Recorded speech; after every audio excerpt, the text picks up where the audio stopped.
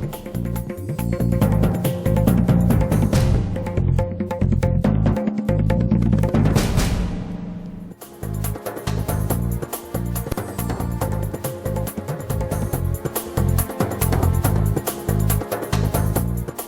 मुकाबला में आपका स्वागत है। मैं हूं संकेत उपाध्याय। चुनावी मौसम आ गया है और सिंहासन 24 यानी कि 2024 की तैयारी से पहले एक सिंहासन 23 भी होने जा रहा है।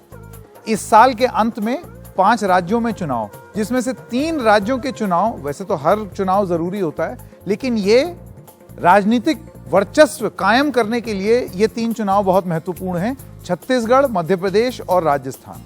अब इसको लेकर के बीते हफ्ते भारतीय जनता पार्टी ने अपना गियर चेंज किया। अभी चुनाव की डेट की घोषणा नहीं हुई है, कितने चरणों में चुनाव होगा ये नहीं मालूम है, कब होगा ये नहीं मालूम है, लेकिन बीजेपी की मध्य प्रदेश और छत्तीसगढ़ में पहली सूची आ गई और वहीं राजस्थान में उन्होंने 2 समितियां बना दी और इस समिति में जितने लोग हैं उनसे ज्यादा चर्चा इस बात की है कि कितने लोग नहीं हैं। जैसे कि वसुंधरा राजे नहीं हैं, बहुत एक प्रमुख केंद्रीय मंत्री हैं वो नहीं हैं राजस्थान से, राजस्थान के प्रदेश अध्यक्ष नहीं हैं बीजेपी के। तो ऐसे में बीजेपी की ये क्या रणनीति है, वो क्या करना चाहते हैं? क्या ऐसे मान लें कि भारतीय जनता पार्टी को बहुत बड़ी चुनौती दिखाई दे रही है जिसके चलते वो अभी से ही हरकत में आते हुए दिख रहे हैं, या फिर ये माने कि वो क्योंकि अभी से ही हरकत में आ गए हैं वो शायद उन सारी चुनौतियों से निपटारा कर लेंगे? उनको समझ में आ रहा है कि हमारी दिक्कत क्या है और अभी से ही उस पर काम उन्होंने शुरू कर दिया है और शायद ये चीज कांग्रेस को ना दिख रही हो।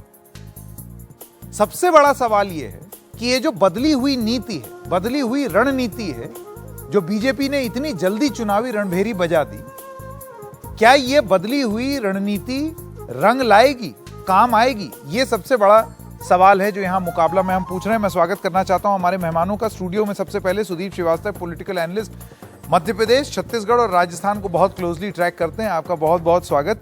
अंशुल अभिजीत, प्रवक्ता हैं कांग्रेस पार्टी के। Anurag Verma, consulting editor, broadband Times of India के, आपका बहुत बहुत स्वागत। शेखर अय्यर, वरिष्ठ पत्रकार, हमारे साथ ओबी लाइन पर जुड़े हैं। अनिल शर्मा भी राजस्थान से हमारे साथ जुड़ रहे हैं और member parliament Rajya Sabha Bharatiya Janata party के प्रोफेसर राकेश सिन्हा भी हमारे साथ हैं। प्रोफेसर सिन्हा, आपका भी बहुत बहुत स्वागत। सबसे पहले इस शो का फॉर्मेट है, सारे वक्ताओं को 1-1 मिनट का अपना शुरुआती वक्तव्य रखने का समय दिया जाता है। मैं सबसे पहले प्रोफेसर सिन्हा से शुरू करना चाहता हूं ये जानने के लिए कि इस बार बीजेपी ने जो किया वो क्यों किया और क्या सोच करके किया। प्रोफेसर सिन्हा, आपका समय शुरू होता है अब।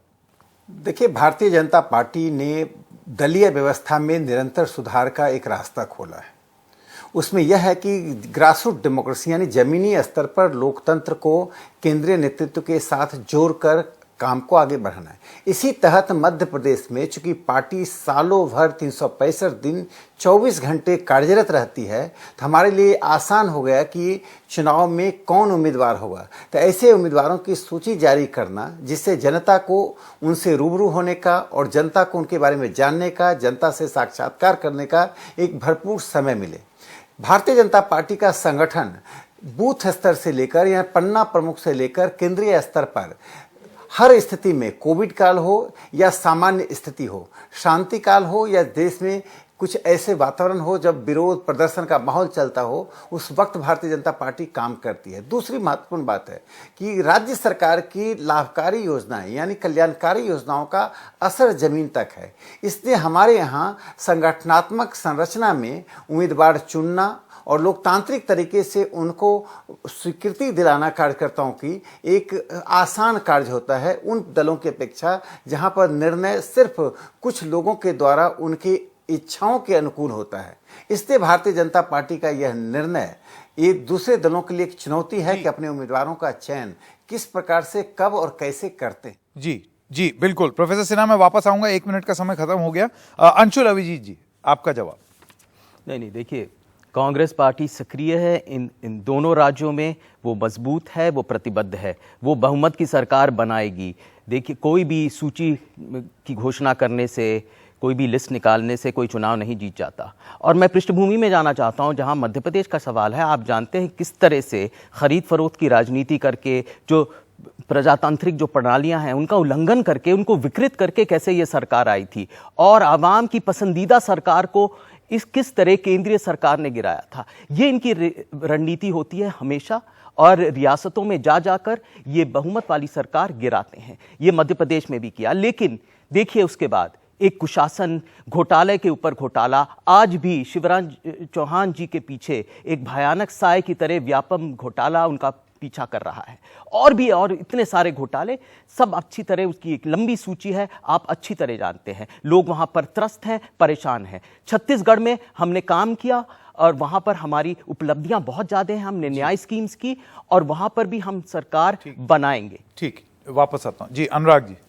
देखिए, सबसे बड़ी चीज क्या है कि बीजेपी की अपनी एक चुनाव की एक स्टाइल है कि वो ग्राम प्रधान से लेके जो सबसे बड़ा चुनाव है उसको भी उसी तरह से लेते हैं, और एक चुनाव के बाद दूसरे चुनाव की तैयारी में लग जाते हैं।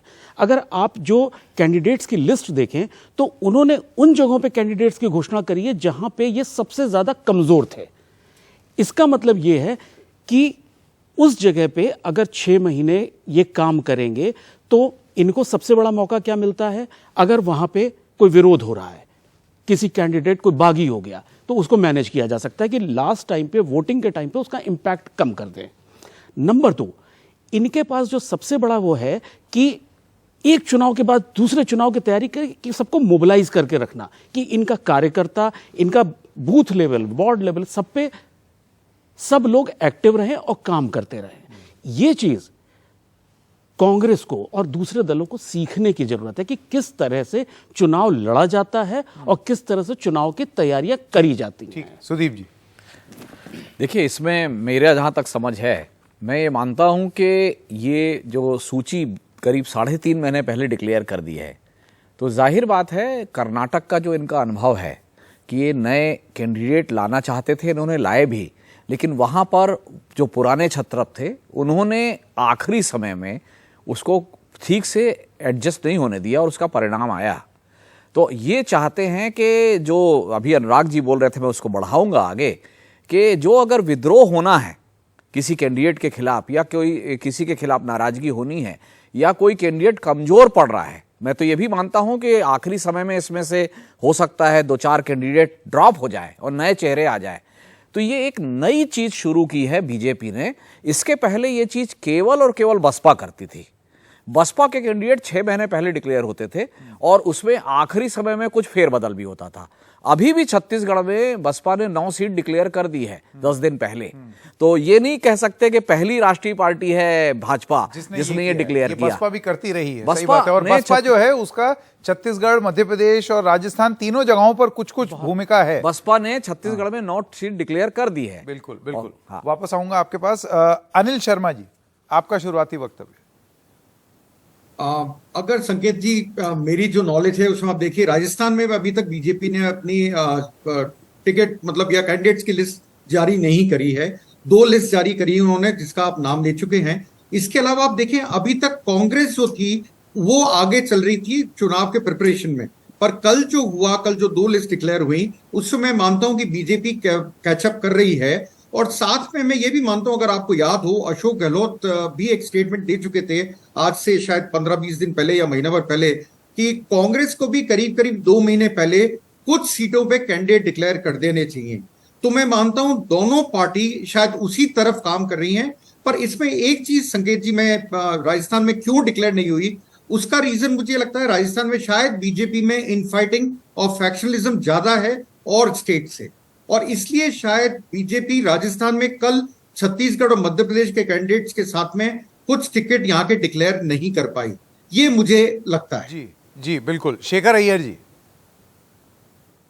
देखिए, दोनों राज्यों में अलग अलग स्थिति बनी थी 2018 चुनाव के बाद, लेकिन जो रणनीति तय हुआ लगभग बिल्कुल एक, मतलब जो सबसे खराब सीट है, मतलब दोनों जगह जहां पे छत्तीसगढ़ में 21 सीटों की जो कैंडिडेट्स की डिक्लेयर हुई है और यहाँ पे 39 सीट्स की, दोनों ऐसे सीट हैं जो बीजेपी मानती है वो डी कैटेगरी है, जहां बहुत बुरा हाल है। जिस बुरा हाल से 2018 में उनको मध्य प्रदेश में जो गैप बन गई थी कांग्रेस और बीजेपी के बीच में, बीजेपी के पास कुछ 103 जीते थे और कांग्रेस 114, और छत्तीसगढ़ में ठीक और भी ज्यादा था वो गैप, इनके पास 19 सीट बीजेपी के पास, उनके पास 68। तो मुझे लगता है कि इनका अप्रोच है कि जो इन्होंने 4 प्रकार से डिवाइड किया, लोकसभा चुनाव क्षेत्र भी और विधानसभा क्षेत्र भी, सबसे बुरा सीट में जहां कैंडिडेट मिलना मुश्किल होगा वहां पे डिक्लेयर हुआ है, ताकि वो अभी से काम पे लग जाए। संकेत जी। जी बिल्कुल।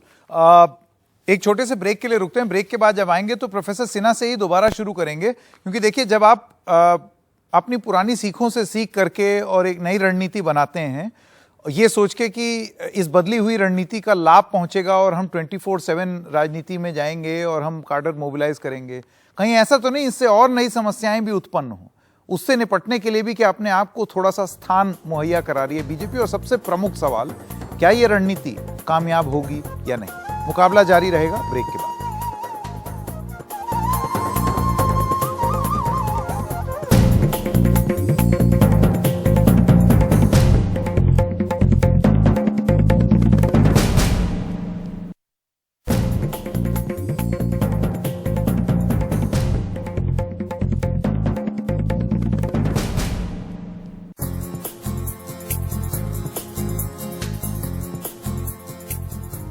ब्रेक के बाद आपका स्वागत है। प्रोफेसर सिन्हा, मैं आपके पास आना चाहता हूं। ब्रेक से पहले जो सवाल पूछ रहे थे वो जरा फिर से पूछ दिए देता हूं।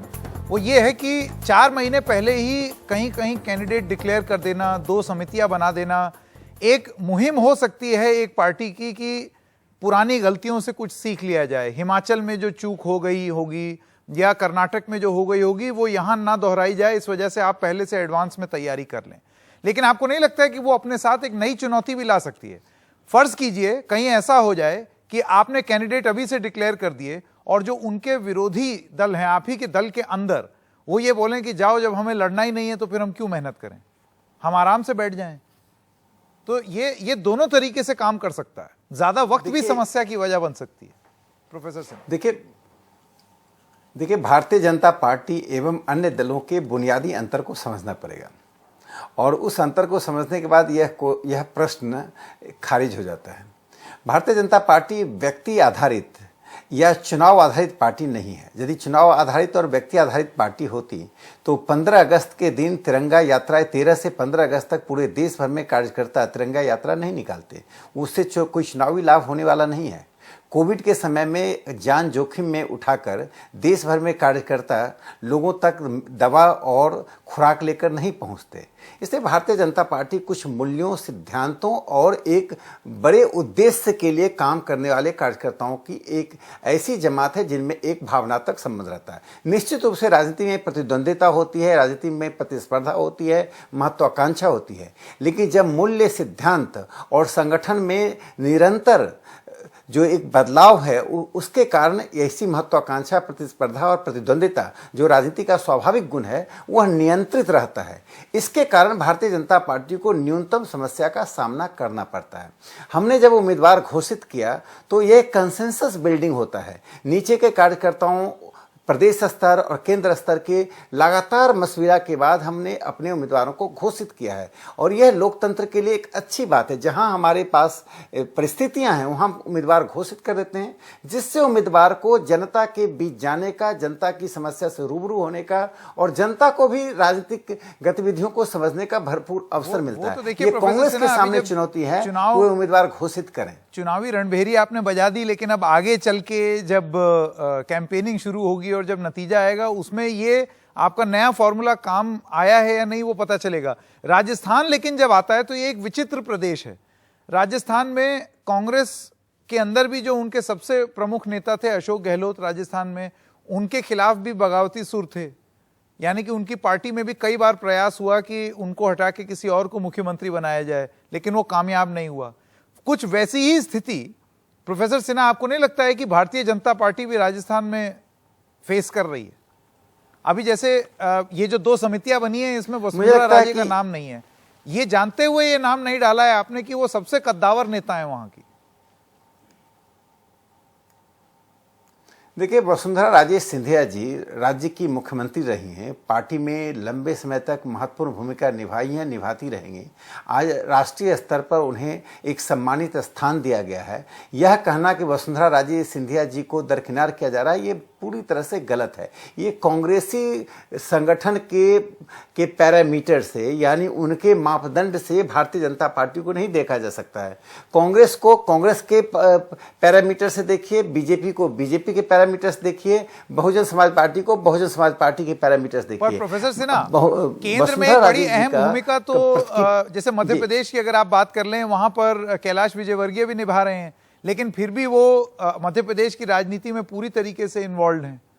मध्य प्रदेश के आपके और भी नेता जो हैं वो आपकी केंद्रीय जो संगठन है उसके एक अहम हिस्सा हैं।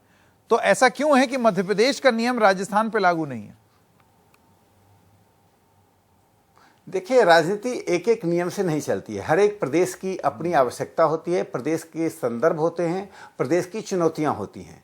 तो उन चुनौतियों, संदर्भ और आवश्यकता को देखते हुए पार्टी अपनी रणनीति तय करती है। हमारे यहाँ जो भी रणनीति तय होता है, प्रधानमंत्री नरेंद्र मोदी जी स्वयं संगठनात्मक कार्यों में कितनी रुचि लेते हैं पूरा देश देखता है। सभी प्रकार के प्रशासनिक जिम्मेदारियों के बावजूद पार्टी की गतिविधियों से वे अभिन्न रूप से जुड़े होते हैं। पार्टी की कोई बैठक, वह भी बैठकें उनके घर पे नहीं होकर पार्टी दफ्तर में होती है। प्रधानमंत्री जी स्वयं पहुंचते हैं। जिस पार्टी का मुखिया राजनीतिक गतिविधियों से, जमीनी गतिविधियों से प्रतिबद्धता के साथ, ऊर्जा और समय के साथ जुड़ा होता है, वहां पर कार्यकर्ताओं में एक नए प्रकार की जोश होता है। आप देखिए, जगत प्रकाश नड्डा जी राष्ट्रीय अध्यक्ष हैं, अमित शाह जी गृह मंत्री हैं, लेकिन पार्टी की गतिविधियां कभी उपेक्षित नहीं होती हैं। ये पार्टी को जीवंत बनाना, साझी नेतृत्व के द्वारा पार्टी को आगे बढ़ाना, इससे राजस्थान हो या मध्य प्रदेश हो, जैसे आप प्रोफेसर सिन्हा को सुन रहे हैं, वो ये कॉन्ट्रास्ट दिखाने की कोशिश कर रहे हैं और दल से मैं मानता हूं, क्योंकि इन तीन राज्यों में मुकाबला आप ही से है, तो आपसे और अपनी पार्टी का एक वो कॉन्ट्रास्ट दिखाने की कोशिश कर रहे हैं, कितना फर्क है। आपसे मैं ये सवाल पूछना चाहता हूं कि आपको क्या लगता है कि राजस्थान की अगर एक बार बात करें, आपकी पार्टी में भी बड़ा प्रयास हुआ कि अशोक गहलोत जो हैं, जिसको अंग्रेजी में कहा जाता है किक्ड अप, कि वो केंद्रीय की राजनीति में आ जाएं, केंद्रीय संगठन में आ जाएं, नेशनल प्रेसिडेंट बन जाएं, लेकिन फिर आप वो कर नहीं पाए। अंत में वही चेहरा है और उन्हीं के चेहरे के साथ आप चुनाव में जा रहे हैं। कुछ वैसी ही चीज आपको लगता है कि भारतीय जनता पार्टी भी राजस्थान में महसूस करेगी? नहीं, देखिए, राजस्थान की जहां से बात हुई, तो आप जो राजस्थान सरकार की उपलब्धियां हैं उन पे तो गौर करिए।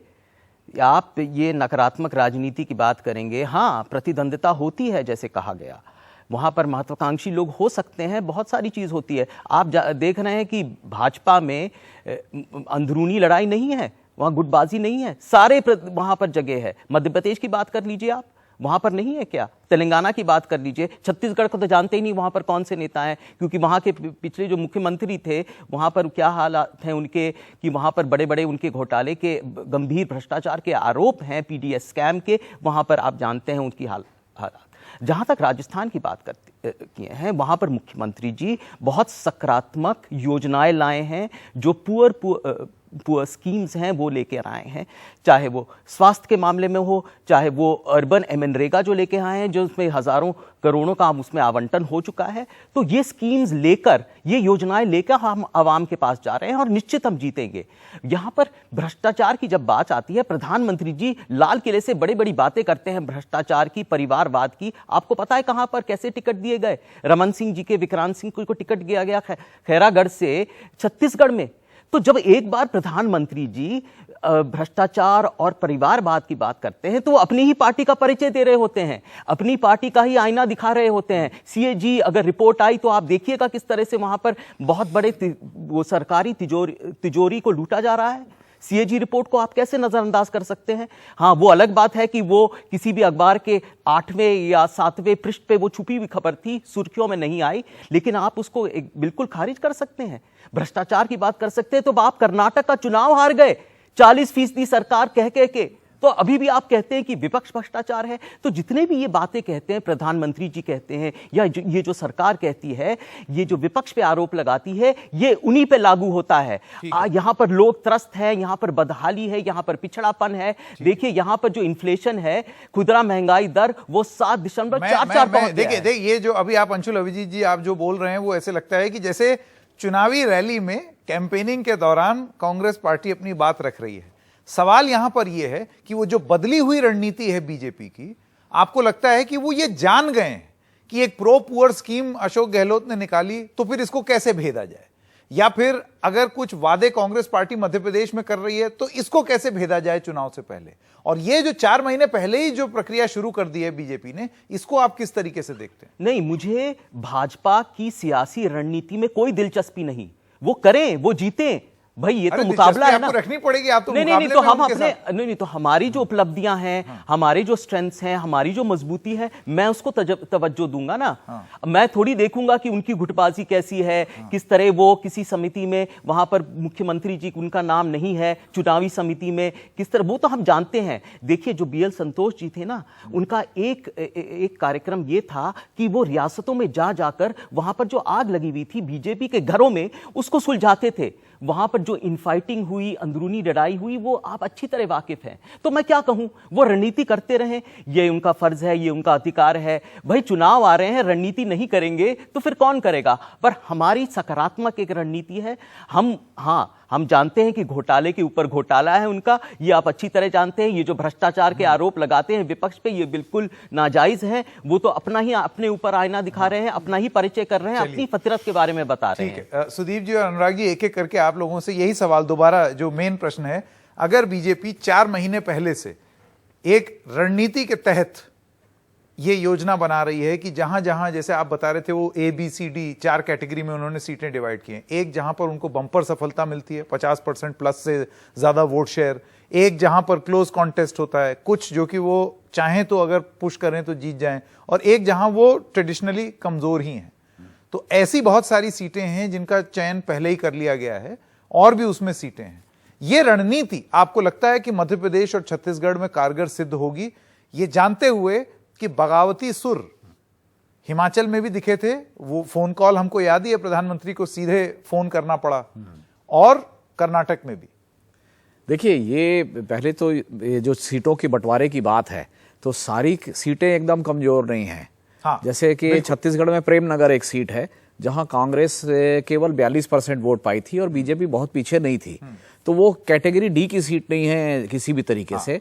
और वो रेणुका सिंह जो MOS है यहाँ, उनका होम टाउन है। करेक्ट। तो वो चाहते तो रेणुका सिंह को लड़ा सकते थे, लेकिन उन्होंने उसको रेस से बाहर किया है। ये कई चीजें मैसेज हैं। विक्रांत सिंह को टिकट देने का मतलब, वो उनके भांजे हैं रमन सिंह के, लेकिन ये बहुत कम लोग जानते हैं कि विक्रांत सिंह को अगर अभी तक टिकट नहीं मिला तो केवल इसलिए नहीं मिला क्योंकि रमन सिंह अभिषेक सिंह और विक्रांत सिंह में अभिषेक सिंह को प्रमोट कर रहे थे। तो विक्रांत को टिकट देने का मतलब है कि अब अभिषेक के रास्ते बंद हो गए, जो उनके पुत्र हैं, जो सांसद रह चुके हैं। तो बहुत सी चीजें उन्होंने अभी से रणनीतिक रूप से की हैं, वो केवल D कैटेगरी की सीटें नहीं हैं। साथ ही साथ अब समस्या क्या आने वाली है कि जैसे ही आप टिकट डिक्लेयर कर देते हैं, तो अब बीजेपी का कार्यकर्ता भी वो कार्यकर्ता नहीं है जो चना खा के मोटरसाइकिल में, साइकिल में प्रचार करे। आज से 3 दिन जब ये जश्न खत्म हो जाएगा टिकट का, उसके बाद सारे कार्यकर्ता टिकट जिसको मिला है उसके घर में पैसे और गाड़ी और साधन मांगने के लिए पहुंचने लगेंगे। तो या तो सेंट्रल लीडरशिप ने तैयारी कर रखी है भरपूर पैसे भेजने की, और वहां सरकार नहीं है। मैं छत्तीसगढ़ के संदर्भ में विशेष रूप से कह रहा हूं, मध्य प्रदेश में सरकार है। तो ये अगर काउंटर प्रोडक्टिव हुआ तो इनको नुकसान हो सकता है ना। लेकिन मध्य प्रदेश में सरकार है इनकी, हो सकता है ये वहां मैनेज कर ले जाए। जहां तक राजस्थान का बात है, तो राजस्थान में तो बहुत क्लियर है कि पिछले बार भी मोदी तुझसे बैर नहीं, वसुंधरा की खैर नहीं, ये नारा था। तो वो इतना ओवरवेलमिंग उनके वर्कर में है जो जिसको वसुंधरा कैंप से जो बाहर है, तो वो शायद उनके प्रेशर में वसुंधरा को बाहर किया जा रहा है। बड़ी नेता है, असर होगा, सारी चीजें हैं, तो वो 4 महीने पहले से कर रहे हैं जिससे कि येदियुरप्पा वाला नुकसान ना हो। तो ये इग्नोर भी नहीं कर सकते। जी अनुराग जी, इससे पहले कि, क्योंकि अनिल जी राजस्थान से ताल्लुक रखते हैं, तो अनिल जी इस पर आप कुछ अगर टिप्पणी करना चाहें। मेरा, संकेत जी, क्यों आप भी राजस्थान में रहे मुझे पता है, मेरा मानना ये वसुंधरा जी का जो स्टेचर है उसको देखते हुए अगर वसुंधरा जी को किनारे करा गया तो बीजेपी को निश्चित तौर पे राजस्थान में नुकसान होगा। ये बात जो आपने अभी उठाई, मोदी तेरे से बैर नहीं, वसुंधरा तेरी खैर नहीं, कई ऐसी जगह हैं ट्राइबल एरियाज में जहां इसका उल्टा नारा लगने लगा है आजकल। तो राजस्थान में आप एक चीज देखिए कि वसुंधरा जी इज अ स्टेट लीडर। ये मैं काफी जगह बोलता हूं, कल आपके चैनल पे भी था, और बाकी जितने भी राजस्थान में बीजेपी के नेता हैं वो कॉन्स्टिट्यूंसी लीडर्स हैं। ये बड़ी ईमानदारी की बात है, जिनको शायद अपनी कॉन्स्टिट्यूंसी से आगे लोग पहचानते नहीं है। इतना बड़ा रिस्क लेने के लिए क्या बीजेपी तैयार है? मेरा सबसे बड़ा क्वेश्चन ये है।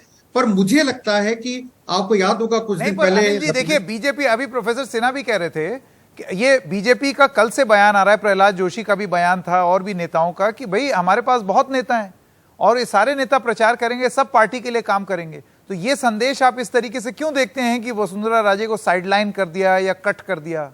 मैं उस पॉइंट पे आ रहा हूं संकेत जी। मुझे ये लगता है शायद वसुंधरा जी को कैंपेन कमेटी में दिया जाए, पर मेरा लॉजिक एक जगह आके अटक जाता है। अगर उनको कैंपेन कमेटी का चेयरमैन बनाया जाता है, अब या जस्ट गैसिंग, हम गैस कर रहे हैं, अभी तो हमारे पास कुछ है नहीं, तो क्या वो उसके लिए तैयार होंगी? तो लॉजिकली अगर वो तैयार होती हैं तो सीएम उनको ही बनना चाहिए। इसलिए थोड़ी तैयार होंगी कि मैं आपको 200 सीटों पे जिता दूं और आप मुझे साइडलाइन कर दें।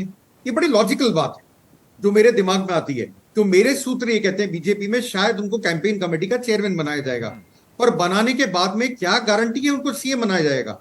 अगर उनको सीएम नहीं बनाया गया या उनको बताया नहीं गया ये फेस है हमारे सीएम का, क्या वो पूरी जान डाल पाएंगी? ये बात बड़ा क्लियर है राजस्थान में आज की तारीख में, क्योंकि अभी सी वोटर सर्वे भी आया था थोड़े दिन पहले। ज्यादा सर्वेस पे मैं विश्वास नहीं करता हूं, बट उसमें भी आप देखेंगे तो उसमें भी बीजेपी में टॉप लीडर वसुंधरा निकली थी, और जो बाकी के लीडर्स थे वो they were below 10%। So there was a wide gap. अगर आप देखें तो उस वाइड गैप को आप कैसे भरोगे? आप 4 महीने पहले, 3 महीने पहले करो, और इतनी इनफाइटिंग है। आपको बताता हूं, कल आपकी चैनल पे काउंट करा गया था, मैं भी था उस शो में, 10 सीएम के चेहरे हैं जो आपस में ही लड़ते रहते हैं। तो अब आप तीसरा पॉइंट ये है कि क्या राजस्थान में बीजेपी विपक्ष की भूमिका निभा पाई? मुझे लगता नहीं निभा पाई, क्योंकि ज्यादातर उन्होंने जो मुद्दे उठाए वो सचिन पायलट उठा रहे थे, उन्हीं मुद्दों को उन्होंने उठाया। तो बड़ा एब्सेंस सा लगता है। और अभी तक बीजेपी, मतलब सचिन पायलट ऑपोजिशन की भूमिका निभा रहे थे अशोक गहलोत के खिलाफ। काफी हद तक ये था संकेत जी, काफी हद तक ये था। चाहे पेपर लीक हो, चाहे कोई हो, मुद्दा उनका था, बाद में बीजेपी ने उठाया। अनुराग वर्मा और शेखर अय्यर से भी उनके कमेंट्स ले लें जी। अनुराग जी पहले देखिए, राजस्थान की अगर हम बात कर रहे हैं तो अगर आप देखें तो लीडरशिप जो बीजेपी की रही है 2014 के पहले और 2014 के बाद, जो स्टेट लीडरशिप की डेफिनेशन एकदम चेंज हुई। वसुंधरा जी जो हैं वो 2014 के पहले की स्टेट लीडर, बड़ी स्टेट लीडर। तो उनकी जो काम करने की स्टाइल और उनकी जो अपनी पोजीशन को असर्ट करने की स्टाइल, वो 2014 के बाद इररिलेवेंट हो गई या वो नकार दी गई सेंट्रल लीडरशिप ने।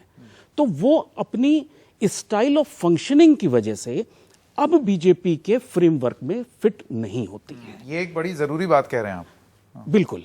आप अगर देखें, जब 14 के बाद मोदी जी को लीडर जो है, पीएम के वो दावेदार बने, पीएम के लिए उन्होंने शुरू करी, तो शिवराज सिंह चौहान बहुत अनकंफर्टेबल हो गए थे।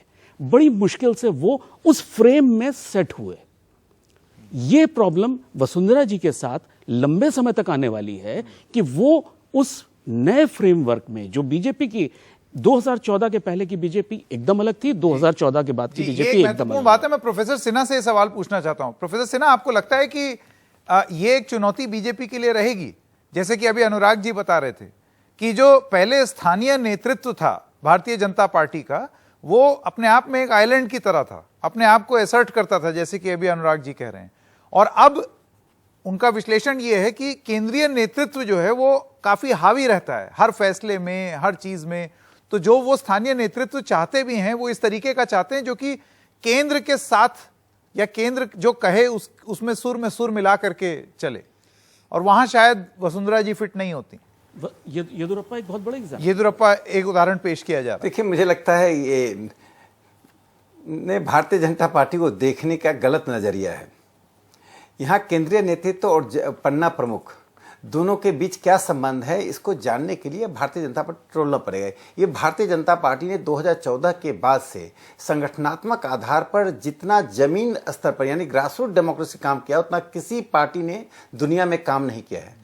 प्रधानमंत्री नरेंद्र मोदी जी, गृह मंत्री अमित शाह जी, जेपी नड्डा जी जो राष्ट्रीय अध्यक्ष हैं, स्वयं पन्ना प्रमुख का शायद अर्थ कुछ लोग समझते हैं या नहीं समझते हैं, बूथ पर जाकर खास एक निश्चित बूथ का जो वोटर्स होते हैं उसका एक इंचार्ज बनता है। अब यह डेमोक्रेसी शायद 1952 से लेकर आज तक 2014 के पहले तो नहीं पहुंची थी। तो जब जिस पार्टी में एक सामान्य कार्यकर्ता का इतना महत्व हो, जिसे स्वयं प्रधानमंत्री जी बात कर रहे हो, लगातार सम्मेलन होता रहा हो, लगातार विमर्श की प्रक्रिया, पार्टी में इतनी बैठकें और विमर्श चलती हैं कि पार्टी एक बड़ी पार्टी हो गई है, उसमें निर्णय की प्रक्रिया में जमीनी कार्यकर्ता का महत्वपूर्ण योगदान होता है और कोई अंतर नहीं है केंद्र और जमीन के कार्यकर्ता में। जब हम, जहां तक आप राजस्थान की बात कर रहे हैं, अरे भारतीय जनता पार्टी कार्यकर्ता आधारित पार्टी है, एक सिद्धांत पर चलने वाली पार्टी है। गहलोत जी और उनके विरोधी और समर्थक सालों भर लड़ते रहे हैं। 41% लोग माल न्यूट्रिशन के शिकार हैं वहां, जो कुपोषण के शिकार हैं। कन्हैया लाल की हत्या कर दी गई, आतंकवादी संप्रदाय की ताकतों की राज्य सरकार को प्रश्रय एक तरह से देती है। जब कन्हैया लाल की हत्या हुई, किस प्रकार से हुई, कैसे हुई, आखिर सारे आतंकवादी और सांप्रदायिक ताकतें क्यों राजस्थान में जाकर पनाह ले रही हैं? हरियाणा में दंगा होता है, पनाह राजस्थान लेते हैं। क्या राजस्थान सांप्रदायिक ताकतों का एक हब बनता जा रहा है? तो जो मुख्यमंत्री राज्य में शांति व्यवस्था नहीं दे सकते हैं, जो अपने यहाँ जो नोमैडिक ट्राइब की एक बड़ी संख्या राजस्थान में, उनको आज तक चिन्हित नहीं कर पाई है राजस्थान सरकार। मुझे लगता है भारतीय जनता पार्टी 2/3 बहुमत से राजस्थान में चुनाव जीतने जा रही है। यही हाल छत्तीसगढ़ का मैं एक उदाहरण बता दूं।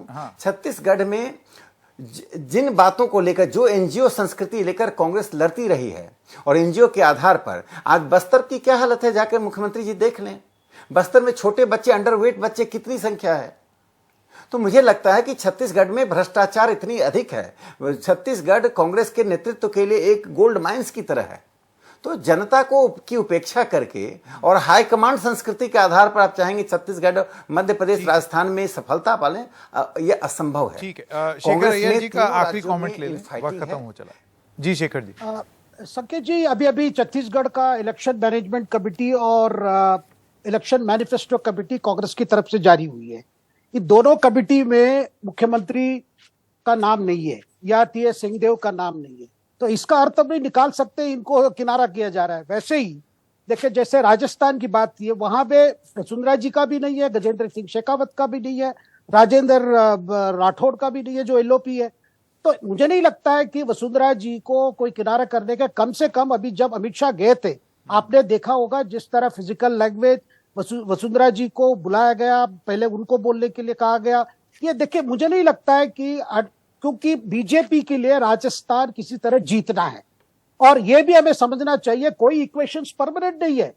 जबकि 2014 में जब प्रधानमंत्री बनके मोदी जी आए थे, उन्होंने इनवाइट किए थे वसुंधरा जी को। मैं एक कंफर्म सोर्स से बता सकता हूं कि केंद्रीय मंत्रिमंडल में शामिल होने के लिए उनको डिफेंस मिनिस्ट्री तक ऑफर किया गया था, लेकिन उन्होंने मना किया, मुझे राज्य में रहना है। लेकिन तब से लेकर आज, उसके बाद में जब वो केंद्र में वाइस प्रेसिडेंट बन गए, और साथ में मध्य प्रदेश में भी जो रोल ज्योतिरादित्य सिंधिया को मिलने वाला है, ये सारे अगर पिक्चर देखेंगे, मुझे नहीं लगता किसी को ऐसी समय आ रहा है कि किसी को किनारा करके कोई चुनाव जीत सकेंगे। तो मुझे लगता है कि जो एनालिसिस हम कर रहे हैं, बूथ मैनेजमेंट से लेकर के लीडरशिप मैनेजमेंट, ये कौन ज्यादा बेहतर कर पाएगा? क्या कांग्रेस कर रही है या बीजेपी ने जो अभी से ही शुरू कर दी है, ये चुनाव तक अपना असर दिखाएगा कि नहीं राज्यों में? ये बहुत महत्वपूर्ण होगा। आप सब लोगों का बहुत बहुत धन्यवाद मुकाबला में शामिल होने के लिए। एक छोटे से ब्रेक के लिए रुक रहे हैं, अभी हाजिर होते हैं।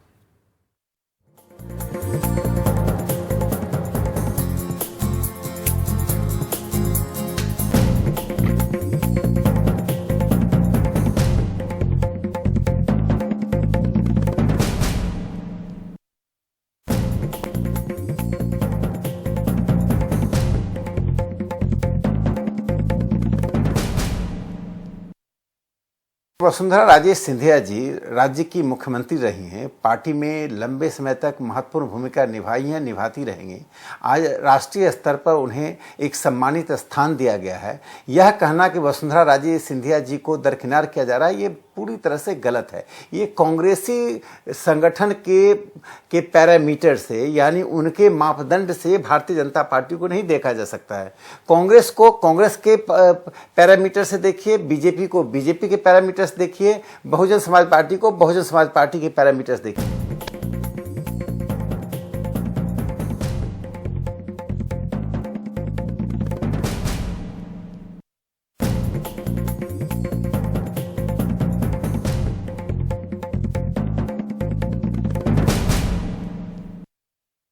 भाजपा में अंदरूनी लड़ाई नहीं है, वहां गुटबाजी नहीं है, सारे वहां पर जगह है। मध्य प्रदेश की बात कर लीजिए आप, वहां पर नहीं है क्या? तेलंगाना की बात कर लीजिए, छत्तीसगढ़ को तो जानते ही नहीं वहां पर कौन से नेता हैं, क्योंकि वहां के पिछले जो मुख्यमंत्री थे वहां पर क्या हालात हैं उनके कि वहां पर बड़े बड़े उनके घोटाले के, गंभीर भ्रष्टाचार के आरोप हैं, पीडीएस स्कैम के, वहां पर आप जानते हैं उनकी हालात। जहां तक राजस्थान की बात किए हैं, वहां पर मुख्यमंत्री जी बहुत सकारात्मक योजनाएं लाए हैं, जो पुअर स्कीम्स हैं वो लेकर आए हैं, चाहे वो स्वास्थ्य के मामले में हो, चाहे वो अर्बन मनरेगा जो लेके आए हैं, जो उसमें हजारों करोड़ों का उसमें आवंटन हो चुका है। तो ये स्कीम्स लेकर, ये योजनाएं लेकर हम आवाम के पास जा रहे हैं और निश्चित हम जीतेंगे।